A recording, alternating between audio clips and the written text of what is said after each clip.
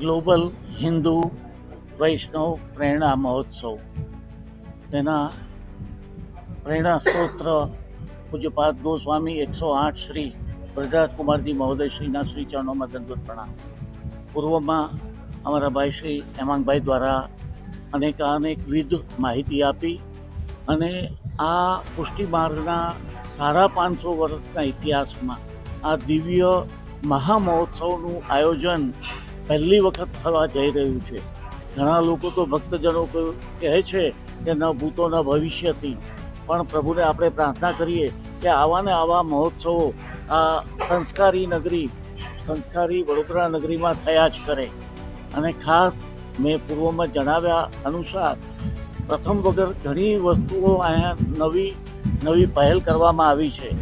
પૂજ્યશ્રીની ખૂબ કૃપાઓ થઈ છે. દાખલા તરીકે 1008 પોથીની એક સાથે ભૂદેવો પારાયણ કરે અને પૂજ્યશ્રીના શ્રી મુખેથી આખી ભાગવત સપ્તાહનું પારાયણ આપણે સૌ સાંભળી શકીએ, સૌ એનું મનન કરી શકીએ.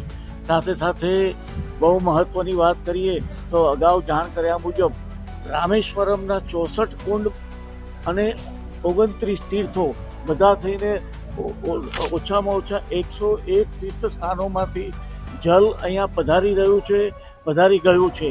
એ બધા જલ દ્વારા આપણને જે કંઈ પણ છે એ સ્પ્રિંકલર દ્વારા, મંત્રોચ્ચાર દ્વારા એ માર્જન થશે, બધાને છંટકાવ થશે, જેથી કરીને આપણે એના સ્નાનનો આનંદ મેળવી શકીએ, પ્રભુ કૃપા મેળવી શકીએ. આવી અનેકવિધ માહિતીઓ છે. જરૂરથી આપના સહસાધનો દ્વારા ભક્તજનોને આ માહિતી પૂર્ણપણે પહોંચતી કરશો અને એમની બધી સુવિધાઓ અહીંયા છે. અહીંયા ભોજન પણ છે, ટ્રાન્સપોર્ટેશન પણ છે, દરેક સુવિધાઓ અવેલેબલ છે. એટલે જરૂરથી આપણા શહેરીજનો, આપણા સગા સંબંધીઓ બહારગામમાં ચોક્કસ રીતે કેવડાવજો. એ બધા લોકો વધુમાં વધુ લાભ લે એ અભ્યર્થના સાથે સૌને જય શ્રી કૃષ્ણ.